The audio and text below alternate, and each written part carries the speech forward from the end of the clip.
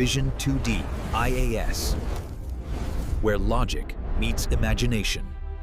तो चलिए आज बात करते हैं वैश्विक राजनीति के एक ऐसे मोड़ की जिसने दुनिया भर में आप कह सकते हैं एक हलचल सी मचा दी। ये एक ऐसा कदम था जिसने सिर्फ सुर्खियां ही नहीं बटोरी बल्कि दशकों से चले आ रहे अंतर्राष्ट्रीय संबंधों की पूरी बुनियाद को ही हिलाकर रख दिया। अच्छा, तो इस पूरी कहानी को ठीक से समझने के लिए हमने इसे 5 हिस्सों में बांटा है। हम शुरू करेंगे उस एक चौंकाने वाली घोषणा से, फिर ये जानने की कोशिश करेंगे कि उसके पीछे की वजह क्या थी, और फिर देखेंगे कि इसके दूरगामी परिणाम क्या हुए, मतलब दुनिया के लिए इसके मायने क्या हैं। तो सबसे पहले बात करते हैं उस घोषणा की, उस झटके की जिसने पूरी दुनिया को हैरान कर दिया। ये कितना अचानक और कह सकते हैं कितना नाटकीय था, चलिए देखते हैं। 66। जी हां, ट्रंप प्रशासन ने ये ऐलान किया कि अमेरिका 66 अंतर्राष्ट्रीय संगठनों से या तो बाहर हो जाएगा या फिर उनकी फंडिंग पूरी तरह से बंद कर देगा। ये सिर्फ एक नंबर नहीं है, ये इस बात का प्रतीक है कि वैश्विक सहयोग को लेकर अमेरिका का नजरिया कितनी जबरदस्त तरीके से बदल गया था। और ये देखिए, ये कोई छोटे मोटे संगठन नहीं थे। इस लिस्ट में जलवायु परिवर्तन से लड़ने वाली संस्थाएं हैं, लैंगिक समानता पर काम करने वाली संस्थाएं हैं, शांति और सुरक्षा जैसे बेहद जरूरी मुद्दे भी शामिल हैं। मतलब इस फैसले का असर किसी एक क्षेत्र पर नहीं बल्कि वैश्विक सहयोग के लगभग हर पहलू पर पड़ना तय था। तो सवाल उठता है, आखिर ऐसा हुआ क्यों? इतने बड़े पैमाने पर दुनिया से मुंह मोड़ने के पीछे क्या सोच थी, क्या तर्क था? इसका जवाब हमें विदेश नीति के एक बिल्कुल नए फलसफे में मिलता है।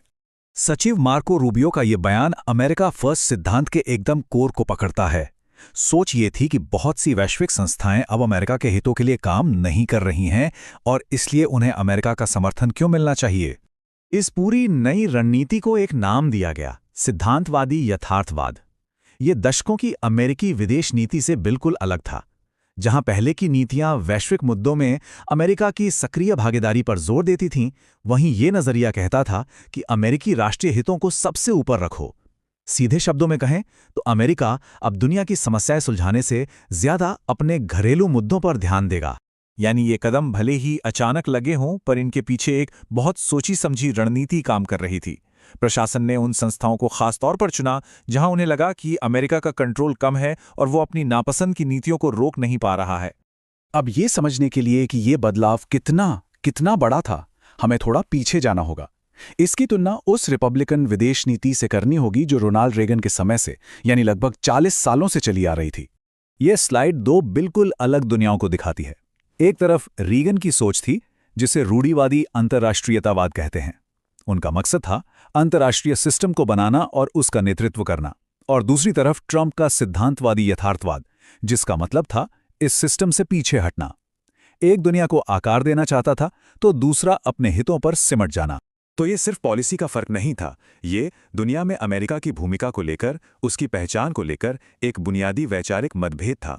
सवाल ये था कि क्या अमेरिका को दुनिया का एक नैतिक अगुवा होना चाहिए या फिर एक प्रैक्टिकल यथार्थवादी देश। तो ठीक है, जब दुनिया की सबसे बड़ी ताकत इस तरह से पीछे हटती है तो होता क्या है, इसका असर क्या होता है? चलिए अब जरा इसके परिणामों पर नजर डालते हैं। यही वो सवाल है जो आज पूरी दुनिया के सामने खड़ा है। जब कोई सुपर पावर अपनी जगह छोड़ती है तो वहां एक खालीपन पैदा हो जाता है, एक पावर वैक्यूम। और इतिहास गवाह है कि ऐसा खालीपन कभी ज्यादा देर तक खाली नहीं रहता। और आलोचक जैसे कि कैलिफोर्निया के गवर्नर गेविन न्यूसम, उनका तो साफ कहना है। उनका मानना है कि अमेरिका का ये कदम उसके प्रतिद्वंदियों के लिए एक रणनीतिक तोहफे जैसा है। अमेरिका अपनी जगह खुद दूसरों को दे रहा है, और ऐसा होता दिख भी रहा है। चीन और रूस जैसे देश इस मौके का पूरा फायदा उठा रहे हैं। वो आर्कटिक जैसे रणनीतिक रूप से अहम इलाकों में अपनी मौजूदगी बढ़ा रहे हैं, जहां अमेरिका ऐतिहासिक रूप से एक बड़ा खिलाड़ी रहा है। ये वैश्विक शतरंज की एक नई बिसात है जो बिछ रही है। ये सारी बातें हमें आखिरी और शायद सबसे अहम सवाल की तरफ ले जाती हैं। वैश्विक नियमों और पूरी व्यवस्था के भविष्य के लिए इसका क्या मतलब है? देखिए, दूसरे विश्व युद्ध के बाद की जो दुनिया है, उसकी पूरी व्यवस्था असल में अमेरिका ने बनाई थी। इसके 4 मेन पिलर थे: आर्थिक, वैचारिक, सैन्य और नियम आधारित। यही वो सिस्टम था जिसने दशकों तक दुनिया को एक तरह की स्थिरता दी। लेकिन अब जब अमेरिका पीछे हटा तो इसका असर हर जगह एक जैसा नहीं हुआ है। कुछ अंतर्राष्ट्रीय समझौते जैसे पेरिस जलवायु समझौता, वो टिके रहे क्योंकि दूसरे देशों ने आगे आकर नेतृत्व संभाला। लेकिन यूनेस्को जैसे कई दूसरे संगठनों को पैसों की भारी कमी और नेतृत्व के अभाव का सामना करना पड़ा, जिससे उनके काम पर भी सवाल उठने लगे। तो आज हम एक बहुत ही दिलचस्प मोड़ पर खड़े हैं। जिस वैश्विक व्यवस्था को बनाने में अमेरिका को लगभग 80 साल लगे, उसका भविष्य अब अनिश्चित है। सबसे बड़ा सवाल यही है, क्या ये इमारत अपने बनाने वाले, अपने वस्तुकार के बिना भी खड़ी रह पाएगी, या फिर हम एक बिल्कुल नई, ज्यादा बिखरी हुई और अप्रत्याशित दुनिया की दहलीज पर खड़े हैं? इसका जवाब तो शायद आने वाला वक्त ही देगा।